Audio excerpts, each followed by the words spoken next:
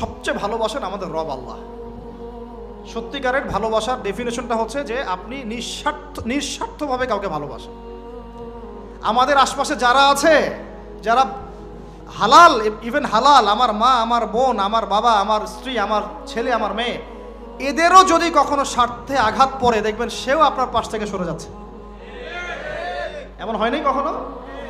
আপনার বন্ধু, আপনার ব্যবসার পার্টনার, আপনার বস, আপনার কলিগ, ওদের স্বার্থে আঘাত হলে ওরাও সরে যাচ্ছে পাশ থেকে, জিগরি দোষ সরে গেল পাশ থেকে, হয় না এমন? ভালোবাসা দুই প্রকার। বলেন কয় প্রকার? আমার সাথে বলেন, এখানে শেষ করে দিব 10টা মিনিট। ভালোবাসা কয় প্রকার? একটা হচ্ছে নিঃস্বার্থ ভালোবাসা। কি স্বার্থ? কোনো স্বার্থ নাই, নিঃস্বার্থভাবে ভালোবাসা।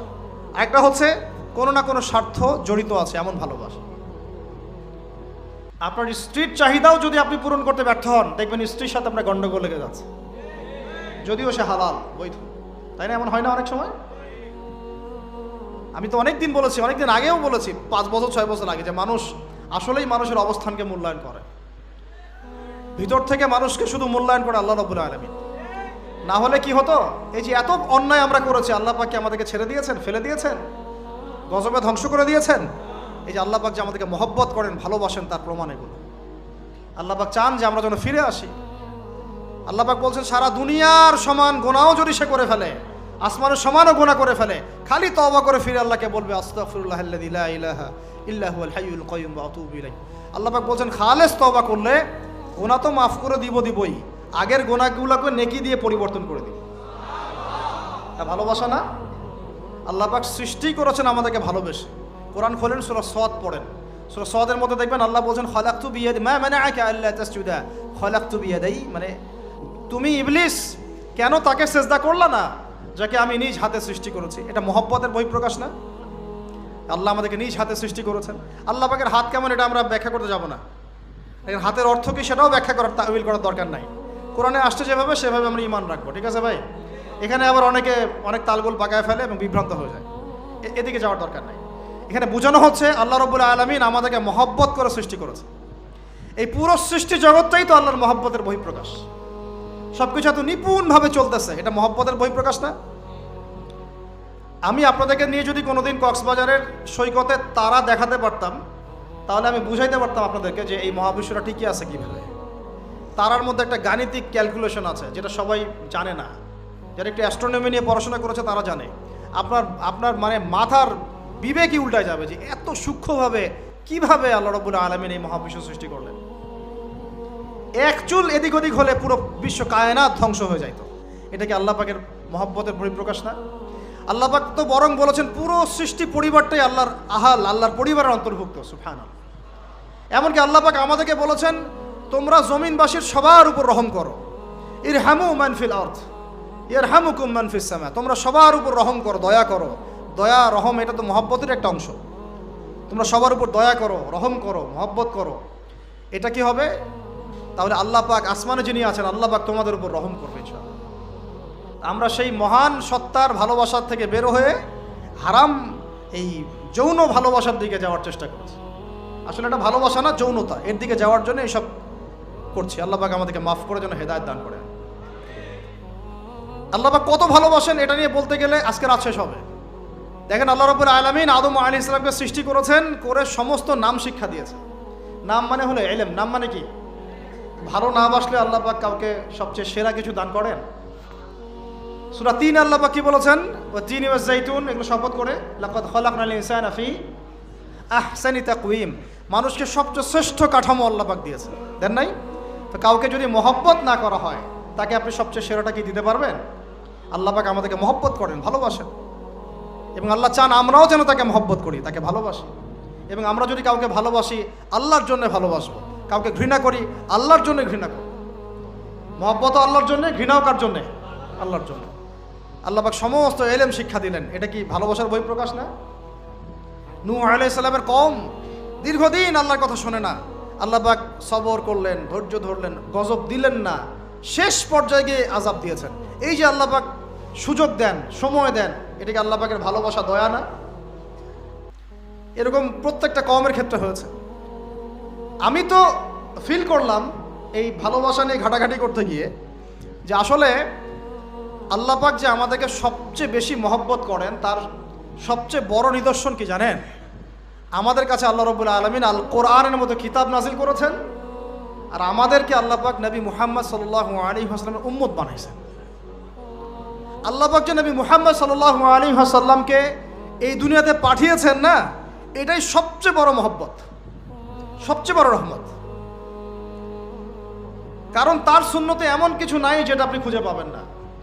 আর তিনি আমাদেরকে যে মহব্বত করতেন, মুহাম্মদ সাল্লাল্লাহু আলাইহি ওয়াসাল্লাম আমাদেরকে যে মহব্বত করতেন, তিনি আমাদেরকে বলতেন যে আমরা তার ভাই।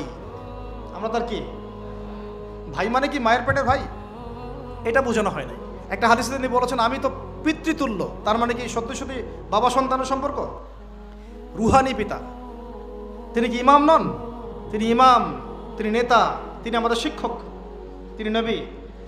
তো তিনি আমাদেরকে যে মহব্বত করতেন, তিনি একদিন বলছিলেন নবী সাহাবীদের সামনে, কাশ আমি যদি আমার ভাইদেরকে দেখতে পেতাম।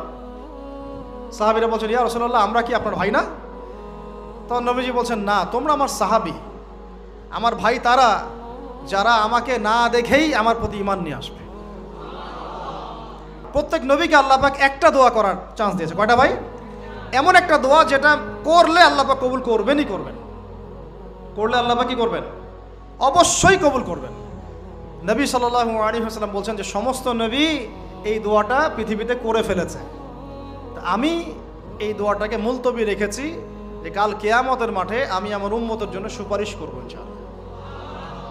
এবং নবী সাল্লাল্লাহু আলাইহি ওয়াসাল্লামের সুপারিশে বহু কবিরা গুনাহগার মুসলমান যারা জাহান্নামের ফয়সালা হয়ে গেছে তাদেরকে আল্লাহ পাক কিছুটা শাস্তি ভোগ করালে হলেও আবার জান্নাতে নিয়ে আসবেন ইনশাআল্লাহ।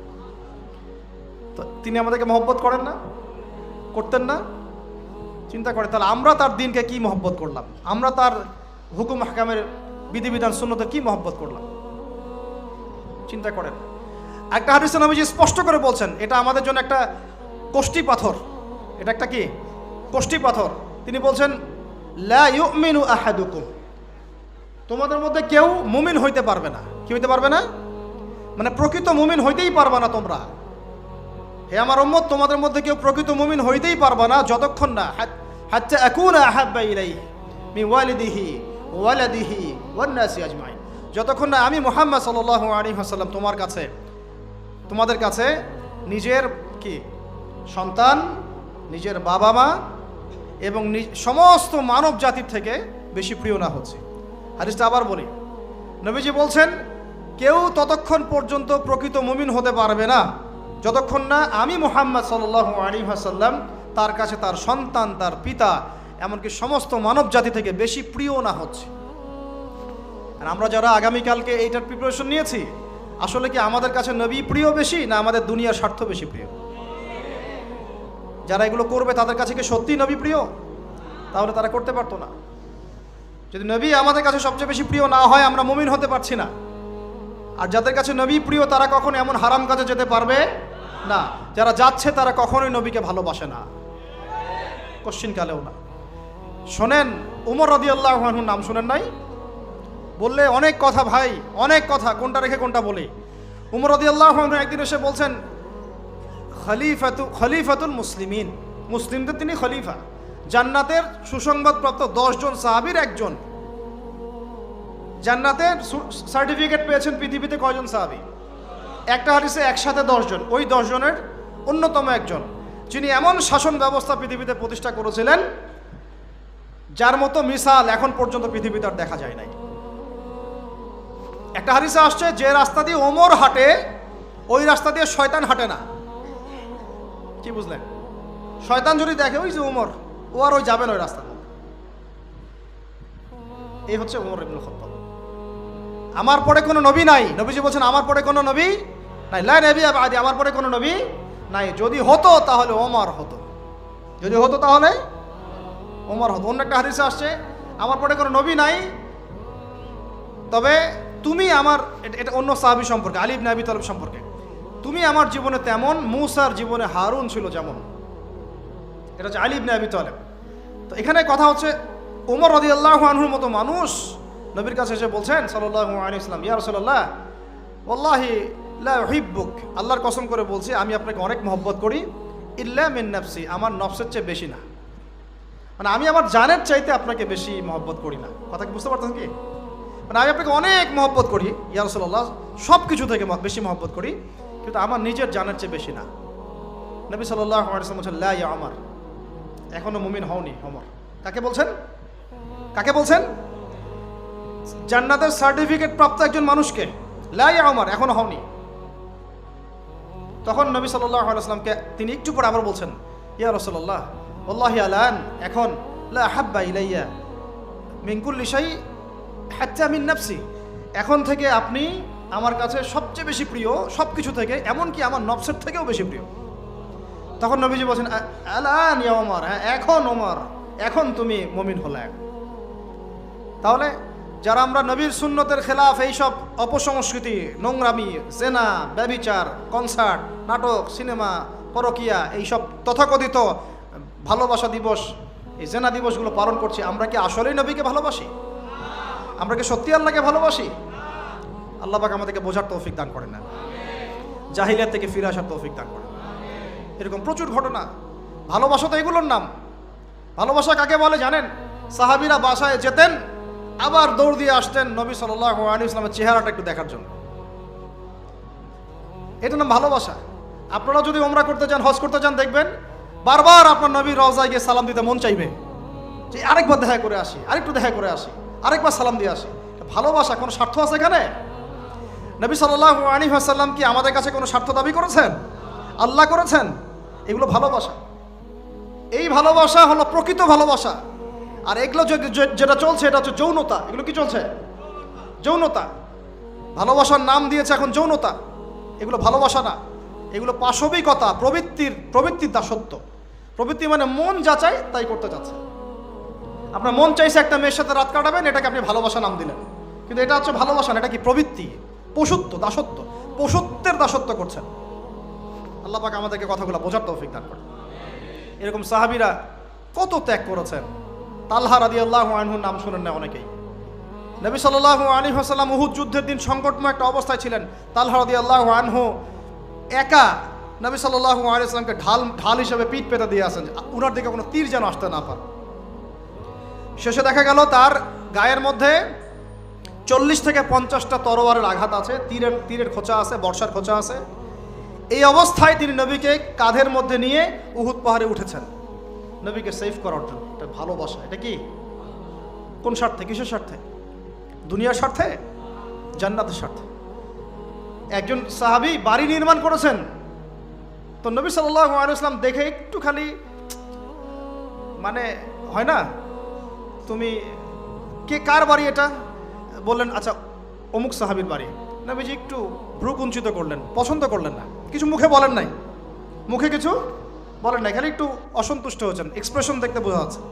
তখন ওই সাহাবীকে জানানো হলো, তোমার বাসার সামন দিয়ে তো আল্লাহ নবী সেদিন হেঁটে গেলেন, তারপরে আমার বাসা দেখে, তোমার বাসা দেখে আল্লাহ নবী সাল্লাল্লাহু আলাইহি ওয়াসাল্লাম একটু অসন্তুষ্টি প্রকাশ করেছেন, মুখে কিছু বলেন নাই, এক্সপ্রেশন ছিল একটু অসন্তুষ্টিমূলক। 3 দিনের মধ্যে সেই বাড়ি ভেঙে গুড়িয়ে দিয়েছে। যেই বাসা দেখে আল্লাহ নবী সন্তুষ্ট হন, আমি বাসা রাখবই না। ভালোবাসা কিসের জন্যে? কার জন্যে? কার স্বার্থে বলেন? আল্লাহর জন্যে, জান্নাতের জন্য, আল্লাহর স্বার্থে, আল্লাহর জন্যে। কতগুলো বলে শেষ করবো আপনাদেরকে। সাদ বিন আবি ওয়াক্কাস রাদিয়াল্লাহু আনহু উহুদ যুদ্ধের দিন এইরকম করে তীর নিক্ষেপ করছেন। আল্লাহ নবী বলছেন, ইয়া সাদ, হে সাদ, তীর ছুড়ো, তোমার জন্য আমার পিতামাতা কুরবান হোক। আশপাশে 9 জন ছিল, তার মধ্যে একজন করে শহীদ হতে শেষে 2 জন বেঁচে থাকলো, সাদ বিন আবি ওয়াক্কাস, তালহা বিন উবাইদুল্লাহ রাদিয়াল্লাহু আনহু।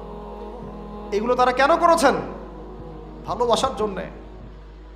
ভালোবাসা এগুলোর নাম। কতগুলো বললে শেষ করবো আপনাদেরকে বলেন। নবী সাল্লাল্লাহু আলাইহি ওয়াসাল্লামের কাছে একজন সাহাবী আসেন ইসলাম কবুল করতে এসে হাতের মধ্যে কিছু বালা, আংটি থাকে না, এগুলো ছিল, এগুলো খুলে ফেলে দিয়েছেন নবী সাল্লাল্লাহু আলাইহি ওয়াসাল্লাম, খুলে ফেলে দিয়েছে। তো একটা খুব দামি সোনার আংটি ছিল, ফেলে দেওয়ার পরে অনেকে বলছে, তুমি তো এখন মুসলিম হয়েছো, ইসলাম কবুল করেছো, তো আচ্ছা ঠিক আছে, ওইটা না হয় নবীজি পড়তে নিষেধ করেছেন, তুমি ওইটা নিয়ে বিক্রি করে দাও, বিক্রি করে না হয় ওই টাকা দিয়ে অন্য কিছু করো। উনি বলছেন, কখনো না, আমার হাত থেকে আল্লাহ নবী খুলে একটা জিনিস ফেলে দিয়েছেন, আমি সেটা আবার নিতে যাব? কিসের জন্য এগুলা? এটা ভালোবাসা, মহব্বত।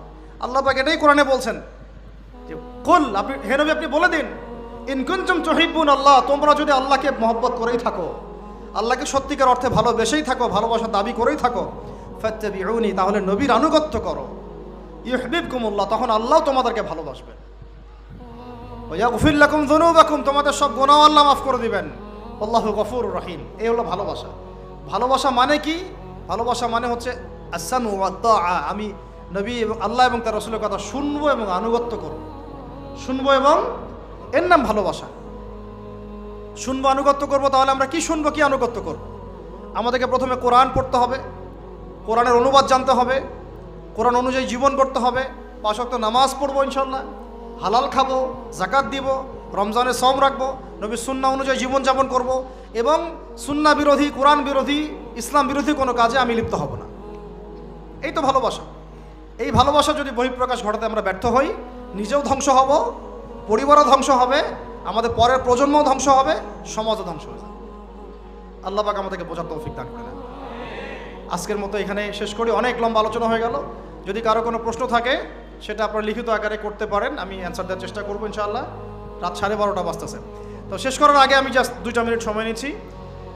আমার সাথে সবাই বলেন, আমরা, দাঁড়ান আমি একটা বলি, একটা করে বলি, আমরা নবী সাল্লাল্লাহু আলাইহি ওয়াসাল্লামের শেখানো রাস্তার বাইরে যাব না ইনশাআল্লাহ। আমরা আল্লাহ রাব্বুল আলামিনের মহব্বত শুধু মুখে দাবি করবো এমন না, কাজে প্রমাণ করবো ইনশাআল্লাহ। আমরা তার রাসূলের মহব্বত শুধু মুখে দাবি করব না, কাজে প্রমাণ করবো ইনশাআল্লাহ। আল্লাহ এবং তার রাসূলের বিরোধী কোনো কাজে আমি কোনোদিনও লিপ্ত হব না ইনশাআল্লাহ। এই ইহুদি খ্রিস্টানদের এই যে পাতানো ফাঁদ, তথাকথিত এই বিশ্ব ভালোবাসা দিবসকে আমরা সবাই মিলে বয়কট করবো ইনশাআল্লাহ। এটাকে আমরা বর্জন করবো ইনশাআল্লাহ। ইনশাআল্লাহ আমাদের পরিবারের কোনো সদস্যকে আমরা এখানে শরীক হতে দিব না ইনশাআল্লাহ। এবং আমাদের যাদের সামর্থ্য আছে তারা আমরা হাত দিয়ে প্রতিবাদ করবো ইনশাআল্লাহ। সামর্থ্য নাই, মুখ দিয়ে কথা বলবো ইনশাআল্লাহ। সেই সামর্থ্যও নাই, অন্তর থেকে ঘৃণা করবো ইনশাআল্লাহ। এরপরে ঈমানের কোনো স্তর আর বাকি নাই। আল্লাহ রাব্বুল আলামিন আমাদের সবাইকে কথাগুলো বোঝার এবং আমল করার তৌফিক এনায়েত করেন, আমিন।